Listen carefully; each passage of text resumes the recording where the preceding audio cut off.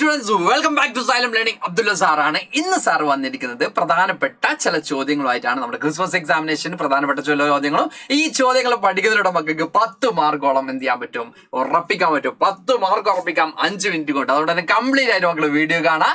Okay, set ആണെന്ന് വിചാരിക്കുന്നുണ്ട്. നമ്മുടെ ഫസ്റ്റ് ചോദ്യം എന്താണ്? നമുക്ക് കുറെ കോണ്ടന്റ്സ് ആണെന്നുണ്ട്, അത് അറേഞ്ച് ചെയ്യാനാണ്. നമ്മൾ അറേഞ്ച് ചെയ്തിട്ട് നമ്മൾ ഓർഡറിൽ തന്നെയാണ് അവിടെ എഴുതി വെച്ചിട്ടുള്ളത്. ഇത് ഡിസോർഡറിൽ നിങ്ങൾക്ക് എക്സാമിന് ക്വസ്റ്റ്യൻ വരും. ഇത് അറേഞ്ച് ചെയ്യാം വലിപ്പത്തിന്റെ അടിസ്ഥാനത്തിൽ, ബേസ്ഡ് ഓൺ സൈസ് കോണ്ടന്റ്സിന് എന്ത് ചെയ്യാം, അറേഞ്ച് ചെയ്യാം. അപ്പൊ ചോദ്യം ഇതാണ്, arrange the content in the size, the order of size. വലിപ്പത്തിന്റെ അടിസ്ഥാനത്തിൽ വൻകരകളെ പട്ടികപ്പെടുത്തുക എന്ന് ചോദ്യം വന്നിട്ടുണ്ടെങ്കിൽ ഏഷ്യയാണ് ഒന്നാം സ്ഥാനത്ത്. ഒന്നാം സ്ഥാനത്ത് ആരാണ്? ഏഷ്യയാണ്. ആഫ്രിക്കയാണ് രണ്ടാം സ്ഥാനത്ത്. നോർത്ത് അമേരിക്ക മൂന്നാം സ്ഥാനത്ത്. സൗത്ത് അമേരിക്ക നാലാം സ്ഥാനത്ത്. അന്റാർട്ടിക്ക 5-ാം സ്ഥാനത്ത്. Europe 6, Australia 7. ഇതാണ് നമ്മുടെ ഓർഡർ എന്ന് പറയുന്നത്. അപ്പൊ സാറ് എന്ത് ചെയ്തിട്ടുണ്ട്, നിങ്ങൾക്ക് ഒരു കോഡും കാര്യങ്ങളൊക്കെ പറഞ്ഞിരുന്നു, അത് വെച്ചിട്ട് സെറ്റ് ആക്കി വെക്കാം. ഓക്കെ, ഫസ്റ്റ് നമുക്ക് 2A വരുന്നുണ്ട്, പിന്നെ NS വരുന്നുണ്ട്, പിന്നെയോ AES വരുന്നുണ്ട്. അപ്പൊ മക്കൾ കൃത്യമായിട്ട് പഠിക്കുക. ഫസ്റ്റ് ഏഷ്യയാണ്, നമ്മുടെ ഇന്ത്യ അടങ്ങുന്ന ഏഷ്യയാണ് ഒന്നാം സ്ഥാനത്ത് എന്നുള്ളതും, ആഫ്രിക്ക 2-ാം സ്ഥാനത്ത് എന്നുള്ളതും, നോർത്ത് അമേരിക്ക 3-ാം സ്ഥാനത്താണ്, സൗത്ത് അമേരിക്ക 4-ാം സ്ഥാനത്താണ്, അന്റാർട്ടിക്ക 5-ാം സ്ഥാനം. അന്റാർട്ടിക്ക 5-ാം സ്ഥാനം. അന്റാർട്ടിക്ക 5-ാം സ്ഥാനം. അപ്പൊ അന്റാർട്ടിക്ക എന്നൊക്കെ പഠിക്കുക. അപ്പൊ 5-ാം സ്ഥാനം എന്ന് നമുക്ക് പഠിച്ചെടുക്കാൻ പറ്റും. യൂറോപ്പ് 6. യൂറോപ്പ് 6 വരുന്നത് യൂറോപ്പിൽ മാത്രം, അല്ലെങ്കിൽ യൂറോപ്പാണ് 6-ാം സ്ഥാനം എന്ത് ചെയ്യാം മക്കൾ പഠിച്ചു വെക്കുക. ദെൻ ഓസ്ട്രേലിയ 7th പൊസിഷനിലാണെന്ന് എന്ത് ചെയ്യാം മക്കൾ പഠിച്ചു വെക്കുക. ഓക്കെ, അടുത്ത ചോദ്യം ഇതാണ്, the coldest region in the world is dash. coldest region എന്ത് തന്നെയാണ്? അന്റാർട്ടിക്ക തന്നെയാണല്ലേ, നമ്മൾ കഴിഞ്ഞ ക്ലാസ്സിൽ പറഞ്ഞതാണ്. അന്റാർട്ടിക്കയാണ് തണുത്തല്ലേ, തണുത്ത കുട്ടപ്പൻ, വെള്ളക്കുട്ടപ്പൻ എന്നൊക്കെ നമ്മൾ പറഞ്ഞിരുന്നു. അപ്പൊ coldest region in the world എന്ന് ചോദിക്കുമ്പോൾ അന്റാർട്ടിക്കയാണ് മക്കൾ എന്ത് ചെയ്യുക, കൃത്യമായിട്ട് ആൻസർ ചെയ്യുക. ഇനി the largest ocean is, largest ocean എന്ന് പറയുന്നത്, വലിപ്പം കൂടിയ ഓഷ്യൻ എന്ന് പറയുന്നത്, വലിപ്പം കൂടിയ സമുദ്രം എന്ന് പറയുന്നത് അത് ഏത് തന്നെയാണ്? പസഫിക് ഓഷ്യൻ ആണ്. പസഫിക് സമുദ്രമാണ് വലിപ്പം കൂടിയ സമുദ്രം എന്ന് പറയുന്നത്. എന്ത് തന്നെയാണ്? പസഫിക് ആണ്. അപ്പൊ പസഫിക് സമുദ്രം, പസഫിക് ആണ് ഫസ്റ്റ് സ്ഥാനം.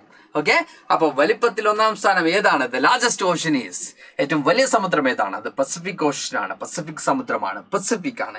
ഓക്കെ, പസഫിക് സമുദ്രമാണ് 1-ാം സ്ഥാനത്ത് നിന്ന് എന്ത് ചെയ്യാം മക്കളെ, പഠിച്ചു വെക്കാം. ദെൻ അടുത്ത ചോദ്യം എന്ന് പറയുന്നത്, the Arabian sea and the bay of Bengal are part of dash. Arabian സീയും ബേ ഓഫ് ബംഗാളും ഇതിന്റെ ഭാഗമാണ്, ഇവയുടെ ഭാഗങ്ങളാണ് എന്ന് പറയുമ്പോൾ മേ ബി കുറച്ച് കോംപ്ലിക്കേറ്റഡ് ആയിരിക്കും. അപ്പൊ മക്കൾ ആലോചിക്കുക? നമ്മുടെ ഇന്ത്യ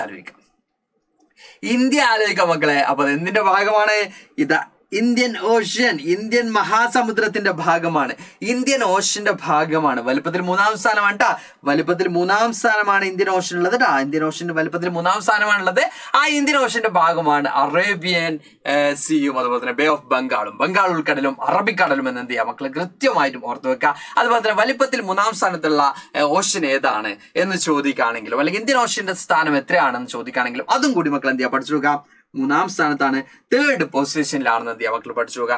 അടുത്ത ചോദ്യം, which is the smallest continent? ഏറ്റവും ചെറിയ കോണ്ടിനെന്റ് ഏതാണ്? മക്കൾ സൈസ് പഠിച്ചു, മക്കൾ വലിപ്പം പഠിച്ചു. അപ്പൊ മക്കൾക്ക് അറിയാൻ പറ്റും ഓസ്ട്രേലിയ ആണ്.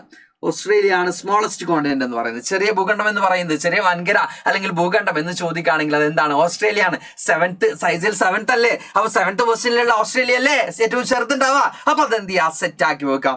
ലാസ്റ്റ് ക്വസ്റ്റ്യൻ നോക്കാം. Which continent is the largest paddy producing continent in the world?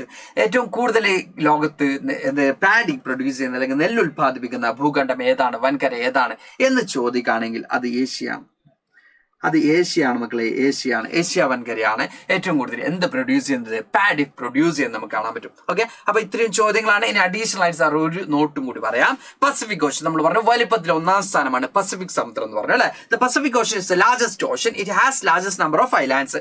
Pacific ഓഷ്യന്റെ ഫീച്ചേഴ്സ് പറയുകയാണെങ്കിൽ പസഫിക് ഓഷ്യൻ 1-ാം സ്ഥാനത്താണ്. അതിന് ലാർജ് നമ്പർ ഓഫ് ഐലാൻഡ്സ് നമുക്ക് കാണാൻ പറ്റും. ദ ചലഞ്ചർ ഡീപ്പ്, ഇത് ഇമ്പോർട്ടന്റ് ആണ്. എന്താ പറയാ, ഏറ്റവും ഡീപ്പസ്റ്റ് പോയിന്റ് എന്ന് പറയുന്നത് ചലഞ്ചർ ഗർത്തമാണ്. അത് എവിടെയാണ് സ്ഥിതി ചെയ്യുന്നത്? പസഫിക് ഓഷ്യനിലാണ്. ഏറ്റവും ആഴമുള്ള ഗർത്തമായിട്ടുള്ള, ഏറ്റവും ആഴം കൂടിയ ഗർത്തമായിട്ടുള്ള ചലഞ്ചർ ഗർത്തം എവിടെയാ സ്ഥിതി ചെയ്യുന്നത്? പസഫിക് ഓഷ്യനിലാണ്. ഇത് നമുക്ക് ചോദ്യം വരാം. അതുപോലെ തന്നെ world largest fishing ground and rich minerals. വേൾഡിലെ ലാർജസ്റ്റ് ഫിഷിംഗ് ഗ്രൗണ്ട്, ലോകത്തിൽ ഏറ്റവും കൂടുതൽ മത്സ്യബന്ധനം നടക്കുന്നതും പസഫിക് സമുദ്രത്തിലാണ്. അതുപോലെ തന്നെ റിച്ച് മിനറൽസുമാണ് പസഫിക് സമുദ്രം. ഇതും മക്കൾ എന്ത് ചെയ്യാം പഠിച്ചു വെക്കുക. അപ്പൊ അവിടെ 2 പോയിന്റ്സ് ആണ് വരുന്നത്. ചലഞ്ചർ ഡീപ്പ്, ലോകത്തിലെ ഏറ്റവും ആഴം കൂടിയ എന്താ പറയാ ഗർത്തം എന്ന് പറയുന്നത്, ഡീപ്പസ്റ്റ് പോയിന്റ് എന്ന് പറയുന്നത് ചലഞ്ചർ ദ്വീപാണ്. അതുപോലെ തന്നെ ഏറ്റവും ലാർജസ്റ്റ് ഫിഷിംഗ് ഗ്രൗണ്ട് എന്ന് പറയുന്നത് എന്ത് തന്നെയാണ്? പസഫിക് ഓഷൻ തന്നെയാണെന്ന് പഠിച്ചു നോക്കുക. സെറ്റ് ആക്കുക, പരീക്ഷയ്ക്ക് മാർക്ക് ഉറപ്പിക്കുക. അപ്പൊ സെറ്റ് ആണെന്ന് വിചാരിക്കുന്നുണ്ട്. ഓക്കെ മക്കളെ, വീണ്ടും കാണാം. ബൈ.